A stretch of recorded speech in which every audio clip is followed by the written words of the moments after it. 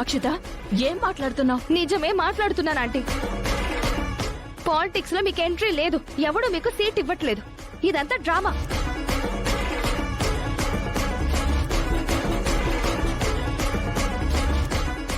ఏం మాట్లాడుతున్నావు?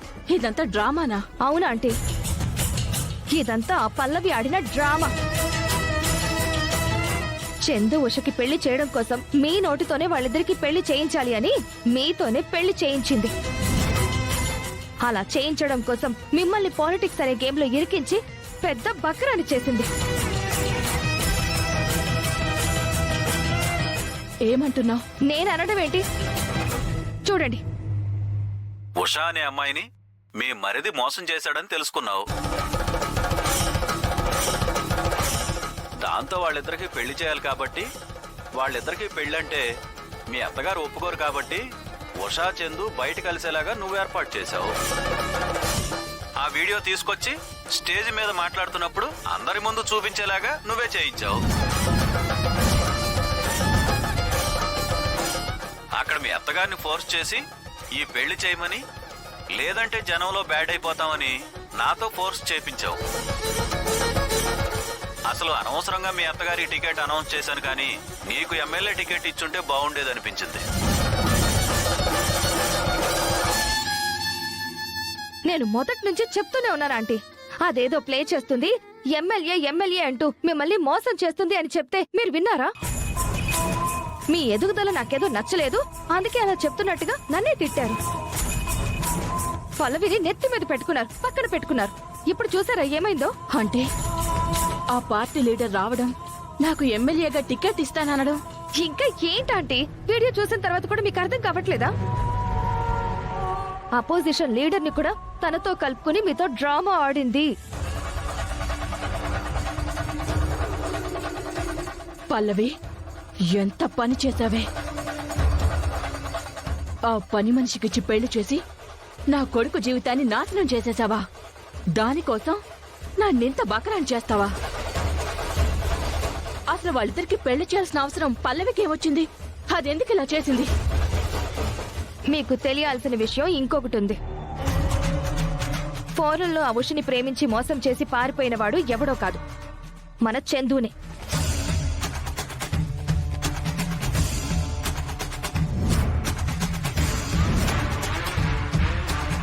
ఏంటి? చందు దీన్ని ప్రేమించాడా? అసలు ఏముందని దీన్ని ప్రేమించాడే? మీ అబ్బాయి కర్మ కాలిపోయి దాన్ని ప్రేమించాడు. ఈ విషయం పల్లవికి తెలుసు. తెలిసే వాళ్ళిద్దరికి ఎలాగైనా పెళ్లి చేయాలని ఇలా చందు ప్రేమించాడంటే, మీరు వాళ్ళిద్దరికి పెళ్లి చేయమంటే ఆ అమ్మాయికి ఏమీ లేదు కాబట్టి మీరు ఒప్పుకోరు అని ఇంత డ్రామా ప్లే చేసింది. ఇప్పుడు దాని బండారం బయటపడింది కదా అంటే, వీడియో కూడా మన చేతిలోనే ఉంది. ఇప్పుడే అందరి ముందు దాన్ని ఓపెన్ చేసి దాన్ని చీ అనిపిద్దాం పదండి. ఆగక్షిత, ఈ వీడియోని చూపిస్తే సరిపోతుందా? మోసం చేసింది మన చందుని అనే విషయం బయటకు వస్తుంది కదా, అప్పుడు దాన్ని చీ అనరు, మనల్ని చీ అంటారు. ఇంతకీ చందు ఉషాని మోసం చేసిన విషయం ఇంట్లో ఇంకెవరికైనా తెలుసా? ఉహుం. ఆ పల్లవికి నాకు ఇప్పుడు మీకు తప్ప ఇంకెవ్వరికీ తెలీదు ఆంటీ. మరి చరణ్కి? చరణ్కి అస్సలు తెలీదు.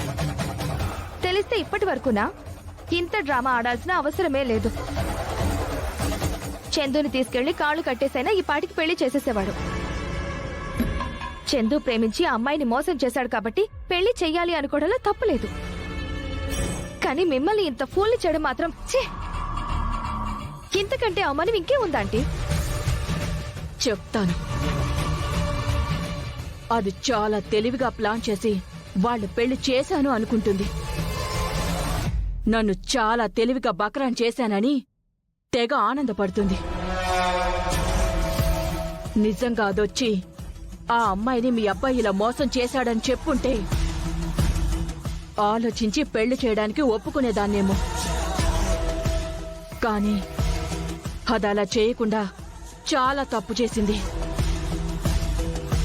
ఈ విషయాన్ని నేను తెలియనట్టే ఉంటాను, నువ్వు అలానే ఉండు. దాన్ని తర్వాత ఇంతకి 10 అది బాధపడేలా ఏం చెయ్యాలో నేను చెప్తాను. నన్ను ఇంత అవమానం చేసిన ఆ పల్లవిని మాత్రం ఎట్టి పరిస్థితుల్లో వదిలిపెట్టను.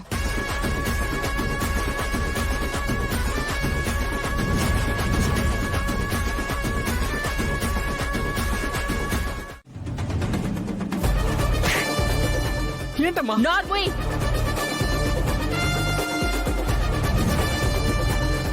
ఎందుకు కొట్టావని అడుగుతున్నావా? అడగగలవా? నువ్వు చేసిన పనికి నేను ఫూల్ అయిపోయాను కదరా.